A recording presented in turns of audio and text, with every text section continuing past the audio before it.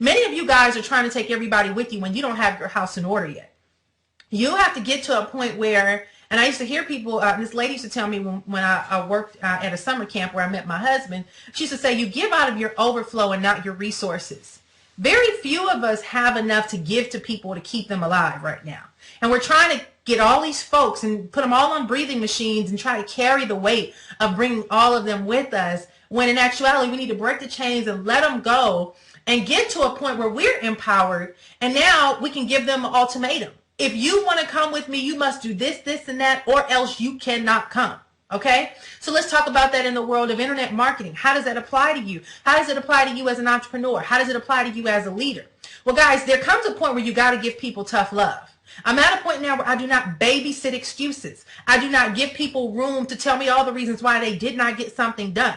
I've learned that either you choose to do it or you choose not to, but I'm not going to sit here and allow you to make me feel guilty because you have not done your part. So you have to begin to get to a point where you have the confidence and the posture that everybody can't go with you, all right? It's just not going to happen. People are going to fail, and one of the greatest lessons I've learned by being associated with a group of millionaires is the fact that you got to be okay with people failing. You just have to. Everybody's not going to make it.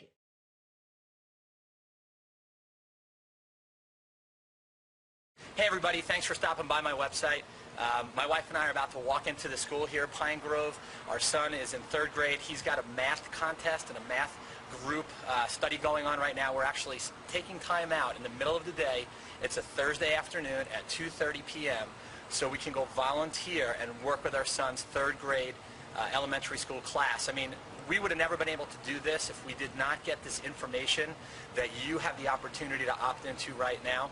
While all the other dads are at work or they're unavailable, they're commuting someplace or traveling around the country or around the world to make ends meet so they can keep their family with their heads just above water, we have the opportunity to spend time with the kids. We get to travel. We get to take vacations.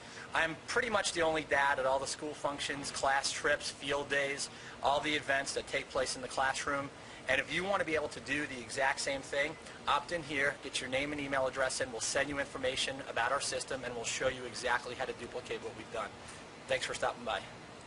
People have something like that. They got a buffer zone. And one of the things that is maybe an advantage is a person that can be in that zone, that job zone, but in their mind, brainwash yourself into thinking, you know what, there's certain things that I'm physically not going to do for myself or my family if it doesn't come from my internet business. It has to turn into a business, right? Maybe it's the movie. The Hobbit opened up today. I came out of the Gold's Gym today. It's 9:30 in the freaking morning, and there's kids ditching from school with their parents, glasses looking like a hobbit, right? The niche, and they're there, and they're already waiting in line to be the first one to see that movie, right? And so there's life happening. You got to put yourself in a situation and go, you know what? I'm not going to take my kid to Disneyland. I'm not going to take the vacation. I'm not going to buy that bigger, nicer car. I'm not going to buy the flat screen on Black Friday or whatever it is. I'm not going to do something, but it has to cause pain. And this is courage, because I'm not going to be there to see if you cheat. You know, I'm going to be here building my life because I've learned how to discipline myself to certain things like that to make stuff happen. And isn't it funny when you burn bridges like that, and I'm talking about the good bridges to burn, not the bad ones, but when you do things like that, isn't it funny, guys? Everyone on this panel has done that to some degree, whether by necessity, it really was literal, what was going to happen, I need to make something happen or else rent's not going to get paid, right? Or I'm going to go default on my mortgage for 3 months and try to, you know, get it up and running within that time, or else it's over and you got family and kids. You have to do something. Everyone that I know in this industry that gets paid a lot of money, that manifests their own success, they've gone through things like this and they've made certain things like that, whether it was manufactured and synthetic but real in your subconscious, or whether it was literal. But you have to create something. It cannot be, you cannot leave it to your sponsor or David Wood or anybody on stage to tell you with the audios in a generic, superficial, universal way to don't be a wussy, get all in, you know, make it happen 2 a day.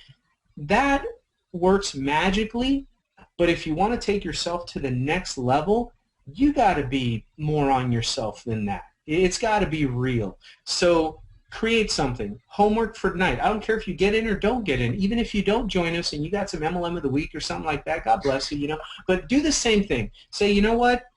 I'm not going to do X, Y, Z that I want, that my wife wants, that my husband wants, that my kids want. I'm going to put it online. It has to come from this production in not the job. Let that pay whatever, but it's got to hurt. It's got to be painful. And if there is no failing, guys, there's only results, and then you tweak results, and that's failing is school. Failing is just lessons, right? But I'm going to use the word, but anchor it. It's not failing. Don't feel bad. It's lessons. It's just school. I went to a lot of school. I failed a lot, right, to just manifest certain strengths that you don't have in the beginning. So do that. It's got to hurt. And if you fail, right, punish yourself. I mean, don't do what you wanted to do. And so you get back and you hit it harder and you hit it harder. A lot of times the difference between whether people are just going to go through the motions and not get any results or get results is just the tonality, the confidence, and the posture, right? Not fake, like kind of posture, you know what I'm talking about. If you've been kind of old school MLM, it all works. It's wonderful. I'm not talking about that kind of posture. I'm talking about your own internal posture. A lot of times it's how you come across, because let's be real. Can we be real? Can we talk like six-figure earner to six-figure earner? I'm going to tell you how it is. Here's the thing. We've got the most freaking no-brainer of no-brainers this industry has ever seen. We got 71,000 paying members, so it works. We've got $20 million in commissions paid to us members. It pays, right? And here's the thing. We've got a $25 price point. Okay, if we're six-figure earner to six-figure earner and we're just shooting the breeze at a bar with a pint of Guinness, right? Here's how we talk. If you can't move a $25 price point just on your energy alone, without any fancy webinar, hangout, $25 price point, man, that's not about system or product or comp plan. That is about your mindset. That's all it is. You got to will that $25 price point. I mean, that is a no-brainer, because you know what you can say? You can say, look, man, I don't like to play with wussies, but if that is the thing and the only thing that's keeping you, if I give you $25 right now, you would jump in, right? And you would take it serious, yes or no? Yes, no, whatever, right? So let's take that away. Get in with your own dollar. I want you to feel a little bit of pain. $25 is no pain. Get in, plug in for 30 days. If at the end of 30 days, man to man, woman to woman, woman to man, whatever, you can really look me in the eye on a join me like Robert Mercado taught us to do yesterday, on a join me or one of these Skype call things or a hangout or whatever, you can honestly tell me you did not receive $25 worth of value. If the only fear is $25, well, get in right now, because I got you covered. I will walk you to the back office and boot your butt out of my team and send you your $25 via PayPal. You get it in less than 2 seconds. Get in, let's roll, right? So it just has to become where you have to put a certain goal and you have to put a premium, a price, a privilege, and that's the only thing that's going to create positive friction, that pressure for you to perform. Or else, if you've created a habit of doing it in your life, 20, 30, 40, 50 years, it's going to continue to be there, guys. And that, all of these people. I mean, you might want to think you are. You're not this guru up in the sky that nobody can touch. It's really nice to be able to relate to you and to connect with you, and I really appreciate you coming on. And yeah, touching base with you. Cool. Well, thank you. I think we got about 300 comments on that one Facebook thread. And that's the most comments I've ever had on something. Once we hit 100, I'm like, shit, maybe we can get 200. And was that 100 comments of me asking you if you would come on the God, hangout? this thing on forever. Yeah, I think we got to about 200 or 250 before I said I'd come to the hangout, but I was just so excited. You could have got me to do anything, really. At that. Well, just for the extra 50 comments. Yeah. So, Yeah, tell us about your story, Justin, for people that don't even know you, they've never met you before, and tell us where you came from. Yeah, absolutely. I got started in network marketing about 7 years ago. My uncle has been in network marketing for like 50 years. He's one of those old school gurus that does like the business opportunity meetings at the restaurants. So he invited me for dinner, and naturally I saw the presentation, and I'm like, wow, I saw a lot of people making money, and I just thought I was going to be rich. Really. I thought I'd be rich in about 6 months. I'd be a millionaire because I saw, like, you just need to get two that get two. You just gotta get two that get two that get two. You know what I mean? So I thought I was going to be rich. And then I had a dose of reality, and I got my two, and they did nothing. And then I got like another 50 that did nothing, and I'm like, this is a bunch of shit. So I learned out very fast that recruiting a lot of people doesn't make you rich, but you think you're going to get rich because in network marketing they tell you all you need is a few, and you're going to get rich. So I had to find out the hard way after sponsoring hundreds of people over the year and still being broke, getting $1.50 a bottle on auto ship, building teams in the thousands. I just couldn't make a lot of money. So I always struggled, but I always believed in it. I knew there had to be a way because there's millionaires. Like, how the hell do network marketing millionaires become millionaires? They got to be willing to struggle and do things that average people are unwilling to do. So that's what I did for 5 years. I actually used to be the type that would fly to a different state to do a meeting for my team. I used to drive to different states with my girlfriend at the time. That's now my wife, Dee. We used to just like bust our ass. And the problem, there wasn't a lot of duplication with that method. I was still making a little bit of money, like $2,000-3,000 a month, but I didn't make enough money. And I didn't have like the satisfaction of teammates making a lot of money, so we were very depressed, I think most people go through that in network marketing. So eventually I just, I realized there had to be a better, smarter way than going to Walmart and wandering at gas stations and doing some of these crazy things I would do, like go door to door, handing out magazines. What are some of the other things? Businesses. I used to actually just walk into businesses, introduce myself, and I try to dress nice, but I usually would never dress nice, so they can tell I'm like pretend dressing, when I walk into one of these places. You know what I mean? Because I'm used to wearing basketball shorts. So I'd walk in the place. Yeah, a clip-on suit. Exactly. I'd introduce myself, and I try to show them a presentation on my laptop. That's what I did for a long time. And like I said, it worked a little bit, but no one in their right mind would be crazy enough to do that. So no duplication, just struggle. Found the internet, and I came across a capture page that said, what if you can generate 10, 20, 30, 40, 50 leads a day without picking up the phone or bothering your friends or family? And I'm like, yes, it was just speaking my language, and I got hooked. I think I purchased a program online that night for $2,000. An education thing to learn how to internet market, and that's where my journey began. For those that don't know where I actually got into network marketing and how I got into internet marketing, it was just from a capture page, and I just had a crazy belief that we can, sponsor people on the internet. We don't have to go from house to house or bothering our friends and family.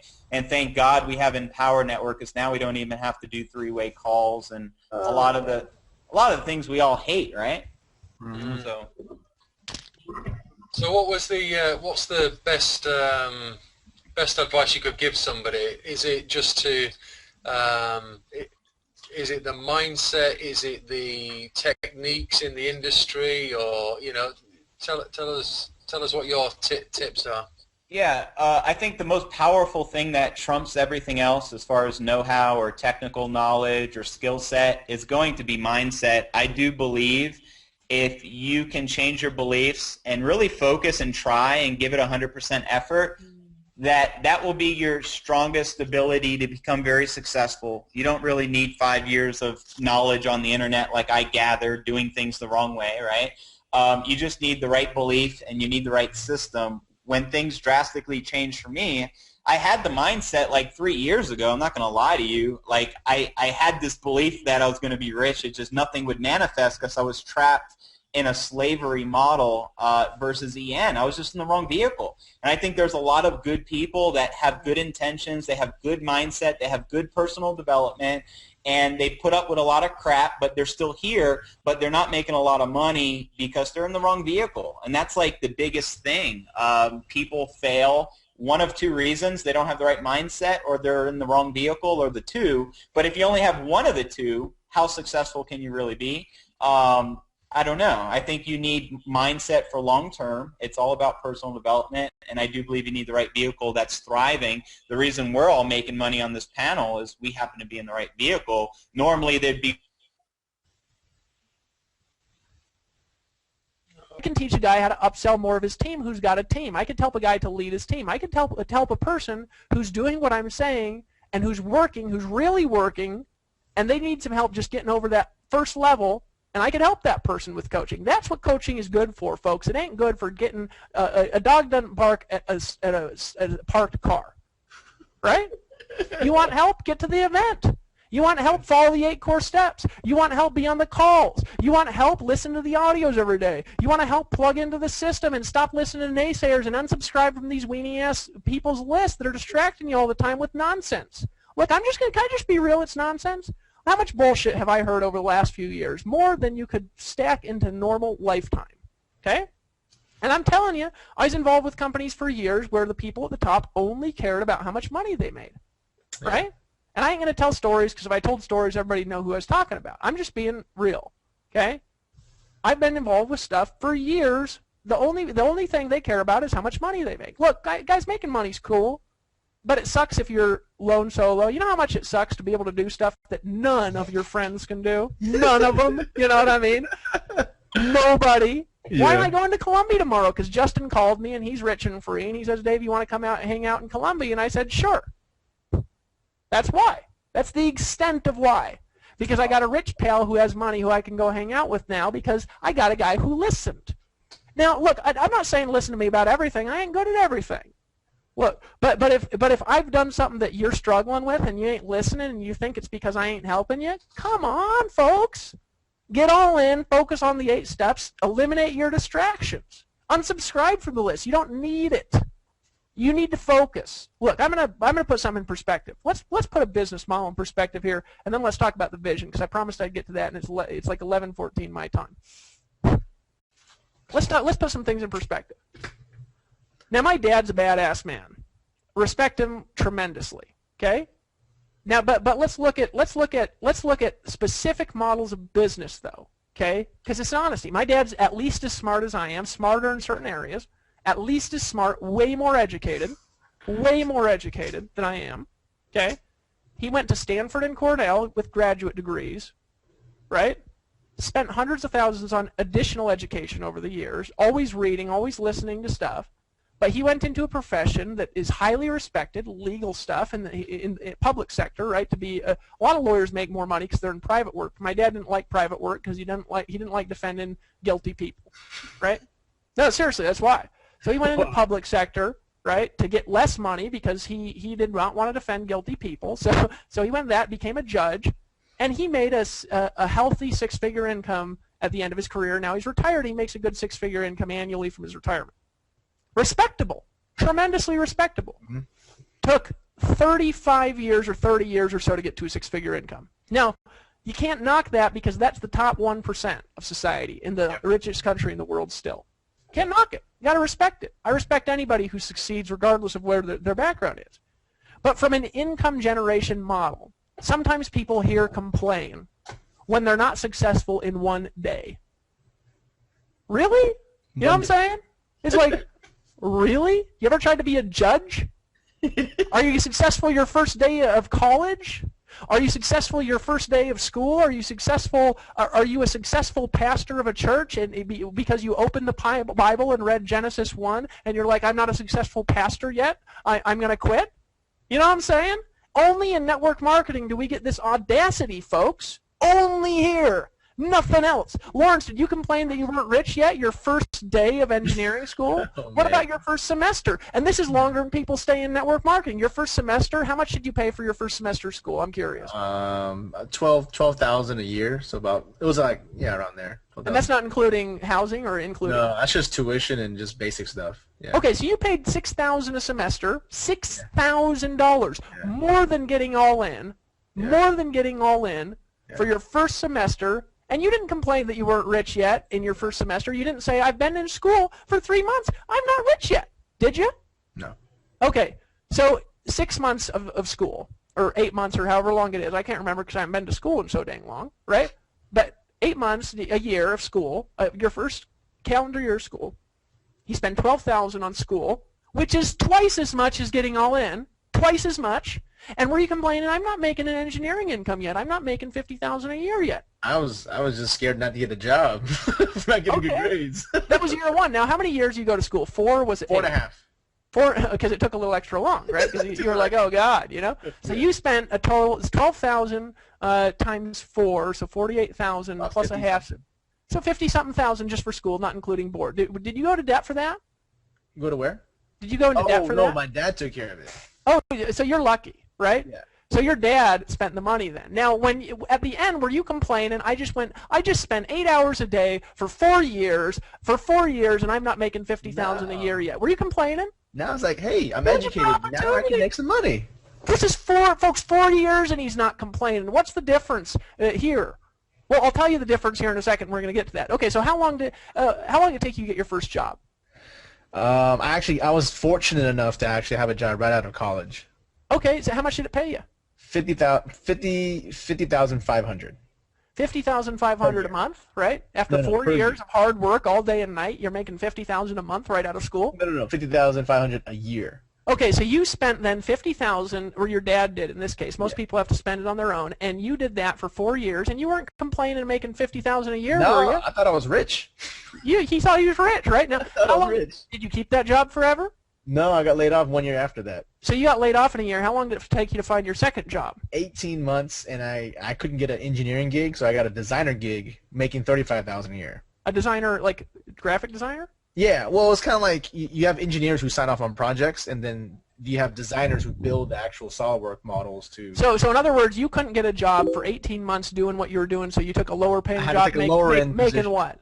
$35,000 a year. Now you probably complained a few times through that, yeah, right? But you weren't saying I'm not rich yet. You were saying why aren't I making $50,000 a year yet, right? Exactly. And you're just looking for a job to make what you were making before. So then you took a lower job. Yeah. And when you had that job, were you thankful? Yeah, I had a job. I bet you showed up early the first day and stayed late and wore a suit and were like, I am gonna stay here for 40 years. Right now, do you still have that job at that? Did you have that job at that company after that, or did you get more jobs after that? No, so after that, I got back up to about 40,000, 45,000, and then I got an offer that paid me 65,000 a year, and it was like a 30% jump, and I'm like, I'm rich. You know. So you got up till finally. Now, how many years after school is this? So that when I hit 60, I was about 6 years after school, 6 to 7 years after school. 6 years after school. So we're talking 50,000 in education, a year and a half of being late. Now, did you have a family when you were laid off for a year and a half?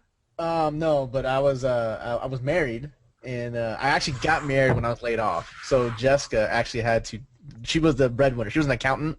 Brutal. And I drove her to work, and I drove her back home. Brutal, isn't it? So her parents are like, when do you get a job? Yeah, I bet they were. So we're talking 6 years after school, 10 years, right? Yeah. And you're pumped to make 65,000 a year. Yeah. Trying to get back to inflation, back to what I got back when I got out of college. He's pumped, guys. Yeah. And some of you complain in 3 days, some of you complain in 3 months, and he's pumped in 10 years from the time he started spending 50,000. It cost 5,125 to get all in, and he's pumped after spending 51,000, not having a job for 18 months after 10 years making 65,000 a year. What's in Power Network? Okay, so we keep going forward. What's the most you ever made from that job? I maxed out before I got laid off again at about 80. And was that the job that you got laid off from last time in Empower? Or yeah, April 18th. So you had three jobs, 10 years. Yeah. Right. What was the total elapsed time between then and the time you got laid off? Between college and the time you got laid off. College and time. The last time I got laid off, it was about 10 years. So 10 years. 12 years. years. 12 years to make 80,000 a year? 12 years, yeah. 12 years to make $80,000 a year, and he's excited about that. He's as happy as a clam. He wouldn't even. Now, okay. So let's be real here. Okay, let's take pre-existing from Empower Network, all right? Because let's compare it, because there was a background before you got started here, okay? Some people have done it solely here. Some people had a background. You had a little bit of a background. Not a huge successful background, though, did you? No. But let's just take it as comparison. Let's compare for a second what I do to compare it to what you guys have been through in your life and what Lawrence has done compared to what you've been. Let's do an honest comparison here, because the problem with people who ain't succeeding is they ain't been through what he's been through. Let's just be real. Okay, so you've worked with me now for 3 years, right? Before Empower Network, you're working with me, right? Listen to my calls. Now, that other stuff, it could have made you money in Empower, but it didn't because we didn't have this, right? Yeah. So you probably would have been at, you wouldn't have been at 50,000 a month right away because you had to learn some stuff, but you probably would have been at 15, 20, 25, 30,000 a month, and then you would have, I mean, you would have been way past 50 by 3 years, but it wouldn't have come all at once like it did, right? Let's just be fair. But let's take the whole thing into consideration. How much have you spent on marketing and education since you've been working with me? How much have you spent in the last 3 years? Probably, if you're going to guess. Does that include events? I would say roughly 10 to 20 grand. I mean, easily. Okay, 10 to 20 grand. Okay, so about less than half of what it took you to go to engineering, right? Yeah. Less time too, isn't it? It's still under 4. It's less than 4 years still, isn't it? Yeah. It was less than 4 years. Less time, less money. So now, how long did it take you to get to 80,000 a year on the internet? Well, prior to Empower, I never hit it. You never hit it. Okay, now, to be fair, right, there's 3 years of learning and struggle, but you kept going to the events, didn't you? You kept staying in. You didn't say I'm not rich yet because you've been an engineer. You've been 10 years, you're still not rich. So people are complaining I ain't rich yet, man, for a day. You know, folks, let's be real. Let's not be dork bags, you know what I'm saying? Let's not be dork bags, wimps, and wussies about life. Let's tell it for what it is. So you just kept coming. You kept coming back because I told you to just keep coming back, keep coming back, keep going to the events, keep going. You kept going, right? Yeah. So finally, you got the knowledge, but you don't got the opportunity. That's right. True. That's true. But 3 years, what happens? You go to an event. Yeah. Now you've got the knowledge. You still got the opportunity, so you go to the next event. But now we launch the opportunity. You got the knowledge, you got the opportunity. Yeah. And we've got the commitment to stay focused. Yeah. Okay, so how much you made in the last year? Just with Empower? Just everything. I mean, just let's take the whole education into. You made. In the last 12 months, it was around 800,000, I think. Okay, so 800,000. Yeah. How many years of engineering is that? 10 years. 10 years of engineering. Yeah. So he's made 10 years of engineering his 3rd year working with me. Is it worth it? I can't complain. Was the struggle worth it? Oh man, yeah. Is the success worth it? Yes. Do I know what I'm talking about? Yes. Now, a lot of people around me know what they're talking about too, right? Mm-hmm. Some of them knew before, some of them had to learn here. But it works, doesn't it? Yeah. And it's less expensive than a college education significantly. It takes way less time, okay? And you get to live wherever you want in the world and do it. Yeah. And you can have long hair and do it. And you can take off the suit and do it. And you could wear flip-flops on stage and do it. Yeah. And you can go travel to Colombia when you want and do it because you think it's the end of the world if you want. And you can make way more than that. You think you'll do better in 2013? Yeah, I have the tools. I have the knowledge. It's just, it's just how much I want to make at this point. It's not like there's no roof like in engineering. You can work as much. I'm a salaried. You can work as much as you want. You're not getting more money. But now we're like, if I want to make some more, I just focus, and then it'll just grow. That's